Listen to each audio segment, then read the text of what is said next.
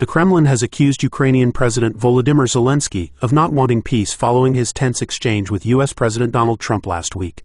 Kremlin spokesman Dmitry Peskov stated that it is crucial for someone to force Zelensky himself to change his position, adding that he doesn't want peace, and that someone must make Zelensky want peace. This comment followed allegations from Trump and Vice President J.D. Vance that Zelensky was unthankful and had rejected their proposed truce terms. The clash resulted in Zelensky leaving the White House without signing a preliminary agreement on sharing Ukrainian mineral rights. Peskov described the February 28 meeting as quite an unprecedented event, criticizing Zelensky for a complete lack of diplomatic abilities, to put it mildly.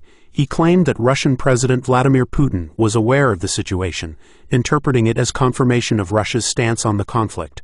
Peskov also suggested that European allies would need to take steps to mitigate the negative fallout from the meeting. Meanwhile, Ukraine's European allies held crisis talks in London, where Zelensky expressed his intention to work with Europe to set terms for a possible peace deal.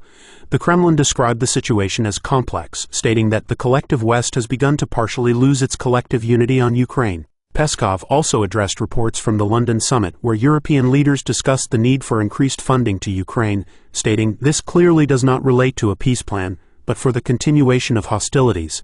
He further emphasized that Russia would wait to see what peace plans would be developed and brought to the table. In the UK, Prime Minister Keir Starmer's office clarified that no agreement had been reached on a partial truce for Ukraine. France had proposed a one-month truce to test Russia's intentions, but the UK had not yet agreed to the terms. French President Emmanuel Macron noted that the truce would focus on air, sea, and energy infrastructure, but not ground fighting, at least initially.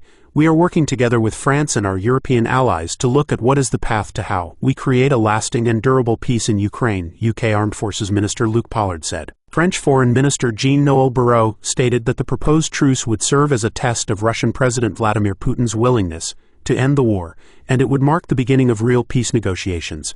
He also warned about the increasing risk of the conflict spreading, noting, "Never has the risk of a war in Europe in the European Union been so high. The threat keeps getting closer to us. The front line keeps getting closer to us." Barrot stressed the need for U.S. pressure on Putin to secure a lasting peace.